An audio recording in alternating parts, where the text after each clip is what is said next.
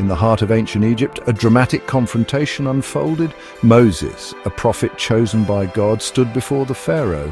He demanded the release of the Israelites from slavery. The Pharaoh scoffed. He refused. Moses then performed a miracle. He cast his staff to the ground and it transformed into a serpent. The Pharaoh's magicians, wielding their own staffs, attempted to replicate the feat. They too transformed their staffs into serpents, but Moses' serpent devoured theirs. This display of power revealed the might of the one true God. The Pharaoh's magicians then worked to bring about plagues with Moses and advised the Pharaoh to let the Israelites go, serving the one true God. The staff in this story is more than just a walking stick. It represents divine authority. It is a conduit for God's power. It symbolizes the struggle between good and evil, freedom and oppression. The story of Moses serves as a reminder that true power resides not in earthly rulers, but in a force far greater than ourselves. This confrontation, however, is just the tip of the iceberg. It hints at a deeper, more mysterious connection between ancient Egypt and the cosmos.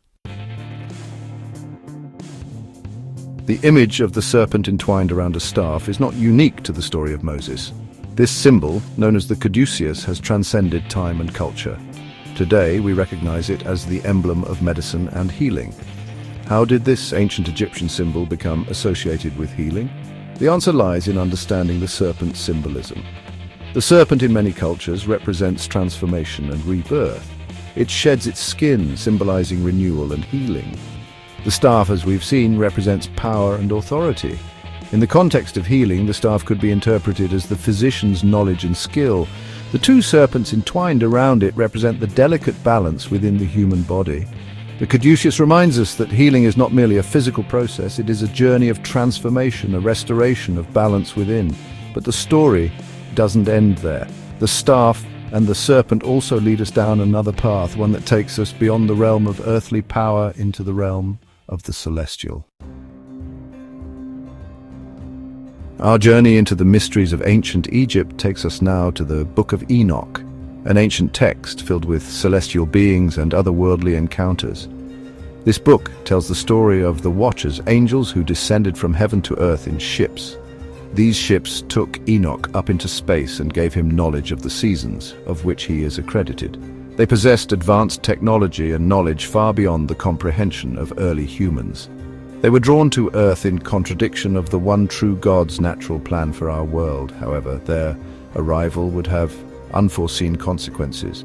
Driven by lust and a need to defy God's plan, the fallen angels from the Bible, or Watchers from Enoch, started breeding with men and women. They shared their knowledge of science, astronomy, and the arts. But this exchange of information came at a price. The lines between the divine and the earthly began to blur. The interactions between the Watchers and humans led to a startling outcome: the birth of the Nephilim. These were not ordinary children. They were giants, born of the union between celestial beings and mortal women. The Nephilim possessed extraordinary strength and abilities. They roamed the earth, becoming both a source of wonder and fear for humans. Their presence disrupted the natural order. They upset the delicate balance between heaven and earth. The story of the Nephilim and the fall of the Watchers highlights a history of ancient aliens claiming to be gods. Real knowledge of the subject is the marriage of different histories as they all tell the same story. The legacy of the Watchers and the Nephilim rule is still prevalent today. Check out the video Who Are They on my channel for understanding of this modern-day ruling class. But our exploration of ancient Egypt doesn't end here, it's just getting started. We must now turn our attention to one of the most enduring figures in Egyptian mythology: Osiris, the god of the underworld. Section 5. Osiris, the king who died yet lives.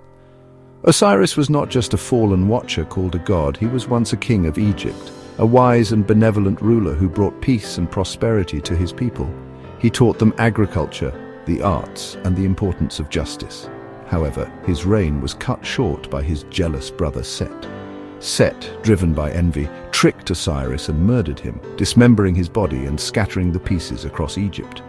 But Osiris's story does not end in tragedy. His wife, Isis, a powerful sorceress and a devoted wife, refused to let her husband remain dead. She searched tirelessly for his remains, gathering his body parts, and with her magic resurrected him long enough to conceive their son Horus. This act of love and resurrection cemented Osiris's place as a central figure in Egyptian mythology. He became the embodiment of rebirth, regeneration, and the promise of life after death. Section 6. The birth of the ruler of the afterlife. Is he an angel of death? Osiris's journey did not end with his resurrection. Osiris was deemed worthy to be the ruler of the underworld, the judge of the dead, deemed worthy by Almighty God, as he was a watcher who did great deeds. In the afterlife, the deceased would stand before Osiris in the Hall of Two Truths. Their hearts, representing their deeds in life, would be weighed against the feather of Ma'at, the feather of truth and justice.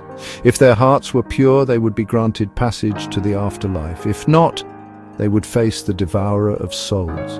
Osiris is slain and risen was the judge of souls in the time before Jesus. Jesus the Nazarene assumed this role. Osiris had two hallways. Jesus has the book of life, and Jesus said one can only serve one master, life or death. This concept of an afterlife tied to the deeds we do resonated throughout all cultures.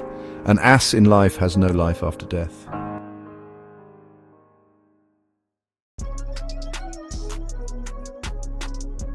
Section 7. The story of Osiris. The tale of Osiris is one of the most captivating stories in ancient Egyptian mythology.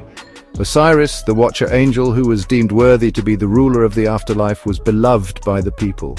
He ruled Egypt wisely alongside his sister and wife, Isis. However, his brother Set, driven by jealousy, plotted against him. Set tricked Osiris into lying in a coffin, which he then sealed and threw into the Nile. Isis, heartbroken, searched tirelessly for her husband's body and eventually found it. Using her magical abilities, she temporarily revived Osiris, and together they conceived a son, Horus. Horus, often depicted as a hawk-headed god, was destined to avenge his father and reclaim the throne. He grew up to challenge Set, engaging in a series of epic battles. Ultimately, Horus triumphed and was crowned the rightful ruler of Egypt, restoring order and justice. The story of Osiris, Isis, and Horus remains a powerful narrative of love, betrayal, and redemption, deeply embedded in Egyptian culture and mythology. Section 8. The story of Isis and her transformation to Hathor. Isis, one of the most revered goddesses in ancient Egypt, was known for her magical prowess and wisdom. She was the wife of Osiris and the mother of Horus. Through her transformation into Hathor, the goddess of love and joy, Isis embodied the duality of life and death. Hathor, often depicted as a cow or a woman with cow horns, was also a goddess of the afterlife. This was a marriage of culture encompassing the tradition of the cow, sacred and nurturing. She guided souls to the afterlife, ensuring their safe passage and protection. The transformation of Isis into Hathor symbolizes the love she had for Osiris, who she joined in afterlife angelic work. This story highlights the life and afterlife of a family of watcher angels who came to Earth, guided the creation of civilization, and were later deemed worthy for afterlife roles. Deemed worthy by God. The watchers, like humans, are flesh and blood and of free will. Like humans, the stories of these fallen angels, or watcher aliens, is almost human, with tragedy and overcoming great odds. The universe, vast and mysterious, is filled with stories that connect us to the divine. These tales offer us a glimpse into the ancient wisdom that continues to inspire and guide us today. As we explore these stories, we must approach them with respect and an open heart, ready to learn from the past without judgment. Section 9. A message from the divine unity and love. As we delve into the mysteries of ancient Egypt, we must remember that we are not separate from the cosmos. We are a part of it, interconnected with all that is. The Egyptians understood this. They saw the divine reflected in nature, in the stars, and in themselves. If there's one message we can take from their wisdom, it is this: we are all connected. We are all part of something larger than ourselves. We must treat each other and our planet with respect and reverence. We must strive for unity and love, for we can serve only one master, life or death. Love is life and life is love. Don't fear energies and any angel or alien. Many celebrities invoke Osiris, but they don't do it in the name of the Almighty. Too bad. Remember, the true power lies in knowing and understanding all the forces affecting our world and our lives. The last prophet asked Almighty God about these fallen few from our past. The prophet that gave us seeds in the wind, prophesying the coming of Apophis, the tsunami that hit Indonesia.